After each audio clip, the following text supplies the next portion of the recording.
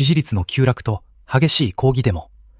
今すぐ弾劾されても全く不思議ではない状況ですが、驚くべきことにアメリカでは、ドナルド・トランプの弾劾は事実上不可能だと言われています。一体、アメリカのどんな制度が彼を守っているのでしょうか。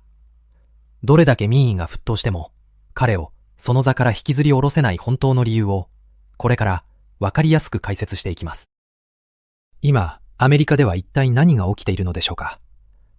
実は、トランプ大統領に対して王様気取りだと批判する大規模な抗議デモが全米各地で燃え上がっているんです。彼らはノーキングス、王はいらないというスローガンを掲げてトランプ氏の独断的な姿勢に強い異議を唱えています。国民の不満は募るばかり。特に彼の経済運営や私たちの生活に直結する物価に対する支持率はなんと 20% 台という驚くほど低い水準にまで落ち込んでいます。つまり、ガソリン代や日々の食料品など、身近な生活費がどんどん上がっていく中で、中間層を中心に、このままじゃ生活が苦しくなる、という不安や怒りが爆発寸前なんです。このように、アメリカ国民の間では、トランプ大統領への強い不信感と怒りが渦巻いている状況なんですね。こんなに国民の不満が高まって、デモまで起きているなら、日本では首相が辞めたり、お隣の韓国では実際に大統領が弾劾されたりした例もありますよね。でも、不思議なことに、アメリカではたとえ国民の怒りが沸点に達して、支持率が 30% 台前半にまで落ち込んだとしても、それだけでは大統領をその座から引きずり下ろすのは、実はほとんど不可能なんです。その理由は、アメリカ独自の政治の仕組み、つまり、制度の壁にあるんです。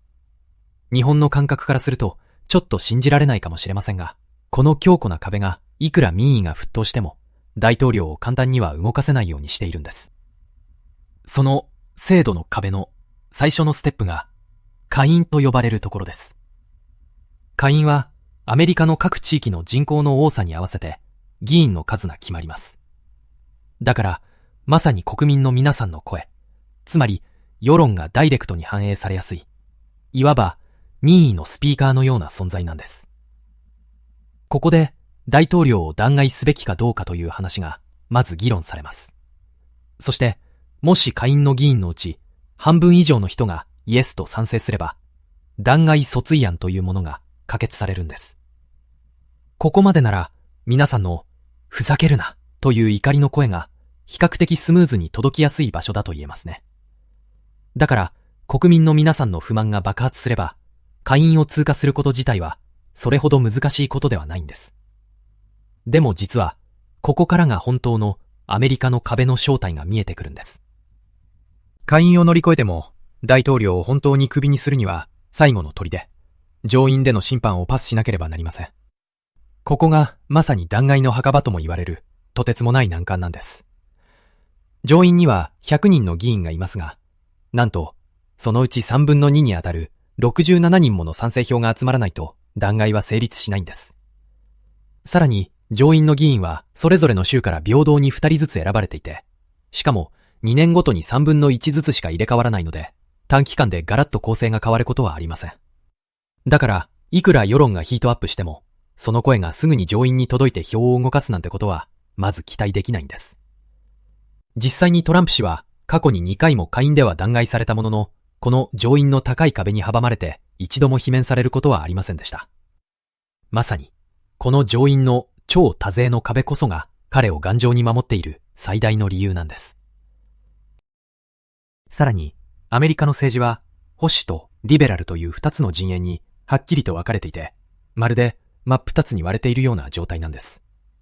こんな状況で自分の党の大統領を弾劾しようと賛成する上院議員を見つけるのは至難の業です。選挙のシステムも特徴的で、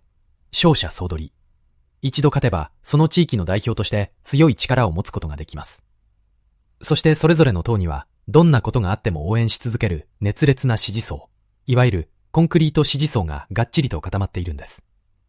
だから、与党の議員たちはいくら国民の不満が高まっていても、自分の支持者たちの顔を立てて大統領に反対するような判断票を投げるのは非常に難しい。もしそんなことをすれば、次の選挙で支持を失うことになりかねませんからね。結局、この強固な党派の壁と支持者の壁が弾劾をさらに不可能にしている大きな要因なんです。ここまで見てきたように、トランプ大統領の弾劾はアメリカの制度上非常に難しいのが現実です。そうなると、彼の独断的な政策が今後も続いていく可能性が高いと言えるでしょう。特に私たち日本にとって心配なのが、トランプ氏が掲げる保護貿易主義に基づく関税爆弾です。これは特定の国からの輸入品に高い税金をかけることで自国の産業を守ろうとする考え方ですね。そして国際情勢が不安定になることでガソリン代などの原油価格がぐっと上がってしまうリスクもあります。日本は石油や多くの原材料を海外からの輸入に頼っている国なので、こうした関税爆弾や原油価格の高騰は私たちの経済に直接的で、しかも非常に大きな負担となって跳ね返ってくることになります。例えば企業はコスト増に苦しみ、それが結果的に商品の値上げにつながり、私たちの生活を圧迫する可能性も十分に考えられるんです。さらにトランプ氏の言動は私たち同盟国である日本に対するものも決して看過できません。彼は過去からずっと日本の貿易赤字や防衛費の負担金といった問題を盾に日本に圧力をかけてきました。まるでビジネスの取引先かのように日本を扱い、同盟国としての尊重とはかけ離れた、率直に言って露骨な見下した発言も臆することなく繰り返しています。このような姿勢は日米同盟という長年の信頼関係を大きく揺るがしかねません。私たち日本国民にとっては外交的な屈辱感を覚えさせられるだけでなく、今後の国際社会における日本の立ち位置に対する深い不安をかき立てるものとなっているのです。ここまで見てきたように、トランプ大統領の弾劾はアメリカの特殊な制度によって事実上不可能です。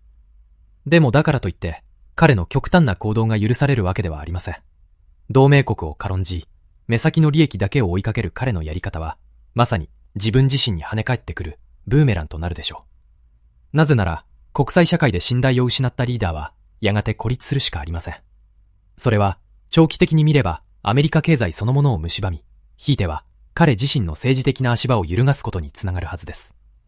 歴史が教えてくれるように、どんなに強硬で極端な路線も最終的には限界にぶつかり自滅するか、あるいは修正を余儀なくされてきました。だからこそ私たちは目の前の被害や過激な言動にただ翻弄されるのではなく、この国際情勢の大きな流れを冷静に読み解くことが求められます。そして日本としてより強固な自立の道を模索し、変化に対応できる柔軟で賢い代替案を着実に準備していく。この厳しい状況をむしろ私たち自身がより強く賢くなるためのポジティブな機会として捉えるべきなのです。